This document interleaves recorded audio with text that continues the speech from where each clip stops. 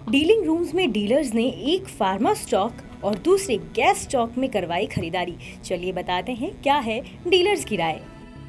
28 मार्च के कारोबारी दिन मिड कैप और स्मॉल कैप स्टॉक्स में कमजोरी नजर आई। वहीं रियल्टी, मेटल और ऑटो में बिकवाली का भी खासा दबाव देखने को मिला, जबकि अडानी ग्रुप के शेयरों की जमकर पिटाई हुई है। अडानी एंटरप्राइजेज, अडानी पोर्ट 6% नीचे गिरकर कारोबार करते नजर आए। Adani transmission, Adani power, Adani green, Adani Wilmer और एनडीटीवी में 5% के लोअर सर्किट लगे। ऐसे में ब्रोकरेज हाउस के डीलिंग रूम्स में किन दो स्टॉक्स में सबसे ज्यादा एक्शन देखने को मिला, चलिए आपको बताते हैं। लुपिन, डीलर्स ने लुपिन के स्टॉक में खरीदारी करवाई है। एचएनआईज ने इस शेयर में खरीदारी की है। डीलर्स की इस स्टॉक में बीटीएसटी यानी आज खरीदने और कल बेचने की सलाह है। तो अगर आज आपने इस स्टॉक को खरीद लिया है तो कल इसे बेच के अपना मुनाफा कमा सकते हैं। डीलर्स का मानना है कि ये शेयर 12 से 20 रुपए तक चढ़ सकता है। दूसरे स्टॉक के तौर पर डीलर्स ने आईजीएल कंपनी के शेयरों में खरीदारी करवाई है। डीलर्स की इस स्टॉक में पोजिशनल खरीदारी की सलाह है। उन्होंने इसके लिए लक्ष्य 450 से 460 रुपए तय किया है। उनका मानना है कि अप्रैल सीरीज में नई खरीदारी होती हुई दिखाई दी है।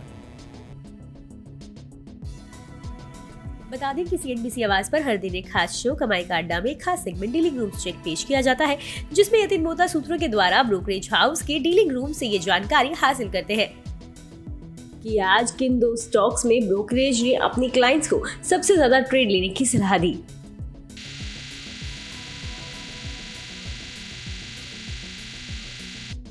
इसके साथ ही किस वजह से डीलिंग रूम में इन स्टॉक्स पर दांव लगा है या किस स्टॉक में आने वाले दिनों में कितने रुपए तक और तेजी नजर आ सकती है।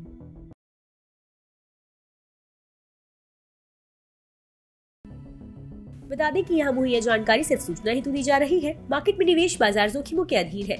निवेशक के तौर पर पैसा लगाने से पहले हमेशा एक्सपर्ट से सलाह लें। मनी कंट्रोल की तरफ से किसी को भी पैसा लगाने की यहाँ कभी भी सलाह नहीं दी जाती है।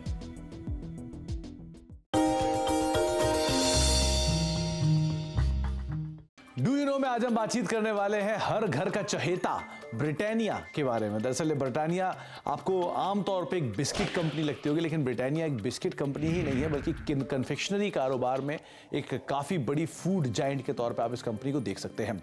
इस कंपनी की शुरुआत 130 साल पहले हुई थी और इस करीब 295 रुपए में उस समय पर इस कंपनी की शुरुआत की गई थी। सेंट्रल कोलकाता के एक छोटे से घर में इसकी शुरुआत हुई थी और वहाँ से धीरे धीरे एक्सपैंड करते करते आज इतना बड़ा स्केल आप ब्रिटानिया का देख रहे हैं। ब्रिटिश बिजनेसमैन ने एक स्मॉल हाउस में इस कंपनी की शुरुआत की थी, जिसको धीरे से या फिर बाद में विद टाइम एक्वायर किया गया था गुप्ता ब्रदर्स की तरफ से और इस कंपनी का नाम बन गया था वीएस ब्रदर्स। लेकिन विद टाइम इस कंपनी में मल्टीपल चेंजेस हुए ओनरशिप को लेकर, जिसके बाद और फेरबदल हुआ और एक ऐसा भी समय आया 1979 में जबकि नेबिस्को ब्रांड, जो ओरियो के एक संस्थापक के तौर पे जानते हैं, जिनको आप ओरियो बिस्किट को अगर आप जानते हैं तो वो नेबिस्को की ब्रांड रहे हैं, उन्होंने इस कंपनी को एक्वायर कर लिया था। एक मेजर स्टेक करीब 27-28% के आसपास स्टेक वो इस कंपनी के अंदर ओन करते थे। लेकिन जो एग्जिस्टिंग प्रमोटर है वाडिया ग्रुप ने, उन्होंने करीब 1990 में इस कंपनी को एक्वायर किया।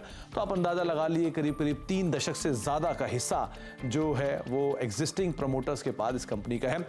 इसके अलावा एक और इंटरेस्टिंग फैक्ट ये भी है कि वर्ल्ड वॉर 2 जब हुआ था तो इस कंपनी को एक ऑफिशियल पार्टनर के तौर पर चुना गया था। जो ये कंपनी जो सैनिक थे उनको फूड बिस्किट्स प्रोवाइड कराती थी, जो कि उनके आगे के लिए कामकाज करते थे। तो एक बड़ा इंटरेस्टिंग फैक्ट ये भी है कि आर्मी को भी ये कंपनी सप्लाई करती थी वर्ल्ड वॉर 2 के अंदर।